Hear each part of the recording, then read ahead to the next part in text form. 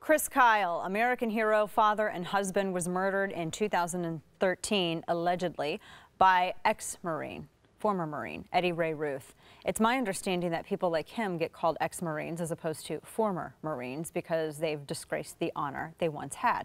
Now today, Kyle's widow, Taya Kyle, tearfully testified at the trial of Ruth today, and TheBlaze.com's nighttime editor and frequent panelist on our show, Jason Howerton, was there. He joins us now to talk about what he saw. What was the mood like in that courtroom? I know both of the families were there, Kyle family, Littlefield family, and big giant Eddie Ray Ruth, who I'm going to ask you about in a second. What was the mood like there? Horrendously somber. It was like you didn't even get as far as you had the prosecutor asking Taya Kyle just to name the man that she used to be married to. And just at that, just to say his name because of just the loss that she's going through, she was crying at that. And I mean, you could hear a pin drop, and you know, I was trying to work and not get emotional into that. And with her recounting the last time that she saw Chris, how he hugged their kids before he left, and they told each other that they loved. I mean, it was just really, really hard to sit through and listen to and watch her relive probably something that she just relives in her head every single day. The photos that we saw of Eddie Ray Ruth, because when he was arrested, he had a shaggy haircut and he was a beanpole. He walks into that courtroom, his head shaved, and he's fat. Really different appearance. And the only reason I'm remarking upon that, and I find that really interesting, is, I mean, it is so vastly different.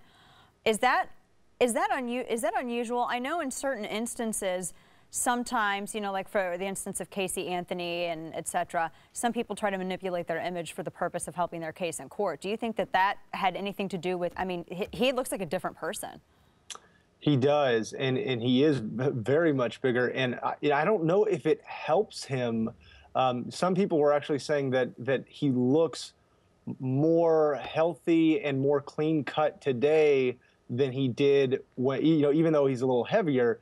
But as you can see in the photo from when he was arrested, he looks, some people are saying, a lot more you know, maybe disturbed than he does now. He looks a little more clean cut. He's got the shaved head, very you know, straight back kind of thing. So it is interesting. I'm not sure if it's intentional or if that's just how it came about. Did he show any remorse in that courtroom? Was there any sign of any emotion on his face? I didn't get to see, you know, most of the time we're looking at the back of his head. But from what I saw, he looked pretty stoic, and I don't mean that in that maybe he is feeling something inside. I don't know, but he didn't show any external emotion, no, you know, tearing up that I saw, anything like that. Wow. We're learning a lot of new information from this trial, particularly, for instance, the texts that were between Chris Kyle and Chad Littlefield. They had not met Ruth before, but they had been speaking to him on the phone. Tell us about some of the new, these new development, not so much developments, but new information that we're getting. So what a lot of people are talking about right now is the fact that they did exchange these texts talking about Ruth.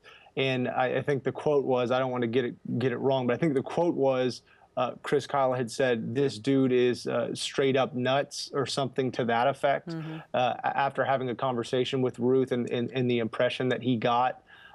There's also, you know, they talked a lot today about the fact that Ruth was smoking marijuana and drinking on the morning before he killed Kyle in Littlefield. So that was a topic of discussion as well, trying to figure out how all these factors came about and what ultimately led him to kill Kyle in Littlefield, which nobody disputes now. So he's not an alleged killer anymore. He is a killer. It's now he's an alleged murderer. Did he commit murder and knowingly, intentionally kill them, or, as the defense says, was he in such a psychotic state that he didn't realize what he was doing was wrong?